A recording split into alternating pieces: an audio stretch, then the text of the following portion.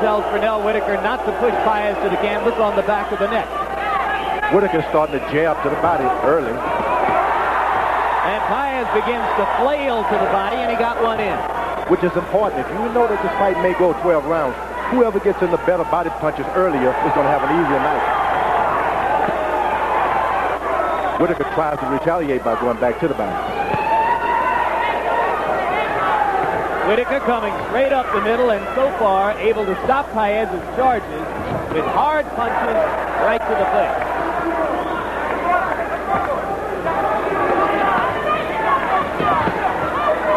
There were some pre-fight discussions about Paez keeping his right hand extended without throwing it. It's a dangerous thing to do because a lot of fighters run into that and get hurt without even punch being thrown.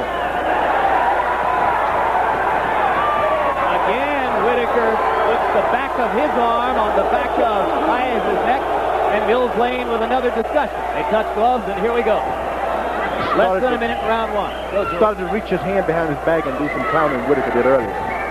Hard to be with a clown and not clown, you know?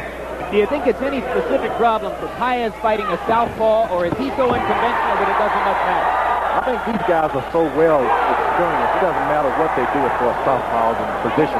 Whitaker is so quick, at least previously. It didn't matter where his feet were. He could throw good punches. You know? Whitaker lands an uppercut. Paez is going to have to keep this right foot on the outside. Pernell Whitaker. Another hard left-hand uppercut from Whitaker, and that is the one punch that he said in our meeting yesterday could be the key to the fight.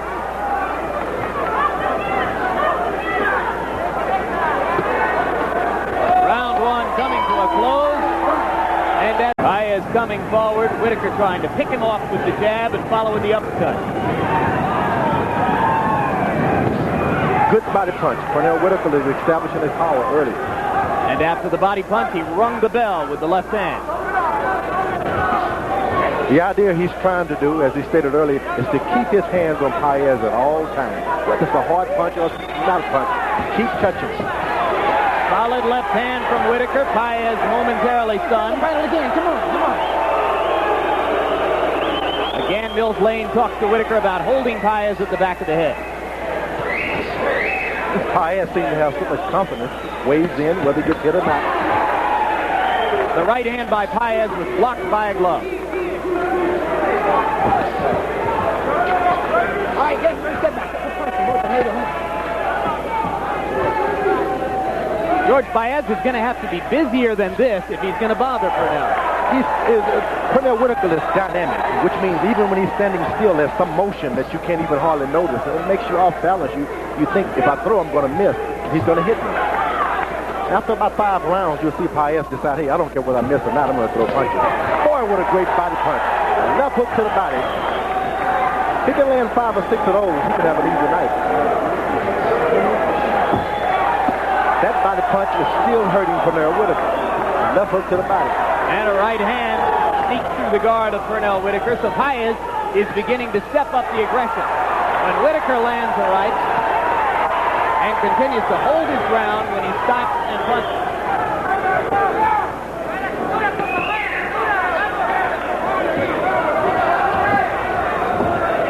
Interesting, Whitaker decides to back straight up, and he thinks about what his corner told him, go in a circle, and he stops. Good right hand lead by Paez. Tries it again, and this time it's blocked. Left hand by Paez landed. Box and move tonight, or am I going to fight? You're not going to be able to do both of them with this guy.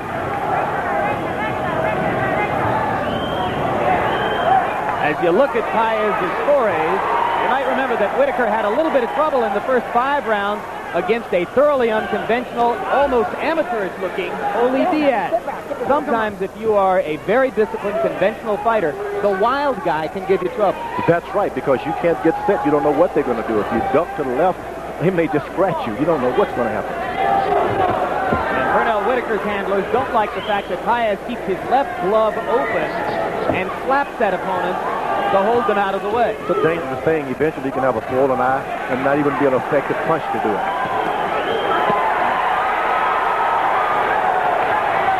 Good exchange in the middle of the ring, both men landing. Paez seems to be so strong. Lands a left. Paez keeps chopping away with that right hand lead. Which is the only way to fight a southpaw. You keep feeding them right hands, whether you hit them or not. Just keep throwing it because it throws them out. Whitaker's jab is starting to shorten up. A Paez left landed flush on Whitaker's face.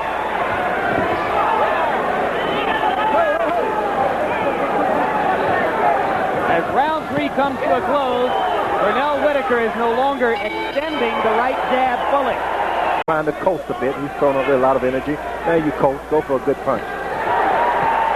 Left hand landed inside for Whitaker. Now he tries to go back to the body. George, between rounds in Paez's corner, they asked him to keep going forward. They said Whitaker doesn't like to back up. That's true. Not to back up, but he likes moving to the circling. Whitaker, as you notice, he'll take 3 steps backwards and then he'll circle. And when you back him up, he panics and he goes straight back. Paez with the roundhouse whacks at the ribs and the temple. Landed 1 or 2. Whitaker got hurt with a good left hook to the body. Been 2 left hooks tonight to really hurt Pernell Whitaker. He's a great fighter, but he's going to have to fight tonight. And as this continues, Whitaker is in no position to jab and use the boxing skills that ought to be his edge. He's using his elbow and he's doing the things that weightlifters do. They try to use their strength. Well, it's not an easy thing to tell lightweights to go messing around with weight. But they're a lightweight.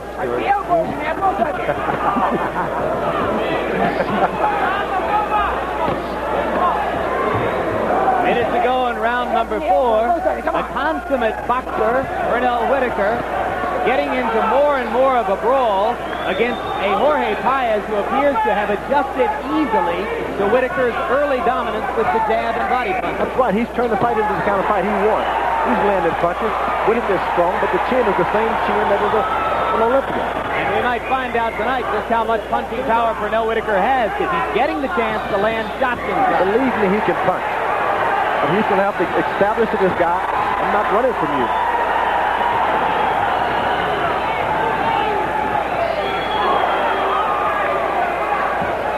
Short, straight punches. Time you can't be ashamed to get in there and move around. You just start running for a while. It's like riding a horse to hold on to the horn on the saddle. You shouldn't be ashamed of it.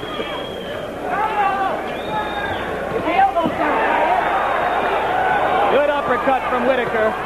3 or 4 punches landed. Now Paez with another right hand to the head of Whitaker. They are exchanging punches at close quarters, with both men landing frequently. Pernell Whitaker's a sharp puncher.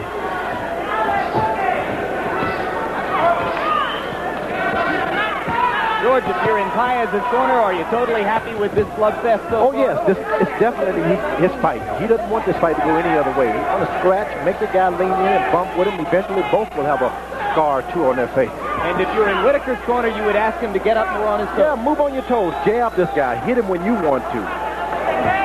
When you don't want to hit him, don't be hit. When Whitaker is coasting, he's taking a punch. See? Paez has a good chin. When he's in trouble, it is because he is cut. It is seldom because he's been knocked out. When Whitaker takes a rest, he gets hit. He should take a rest by being 5, at least 3 feet from the guy.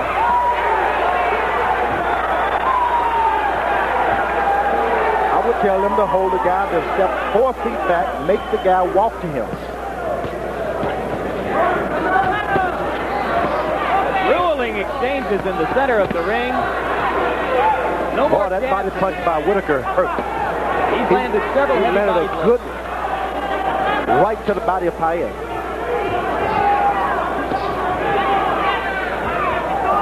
George, stop the presses. I think I just saw an attempted jab by Paez.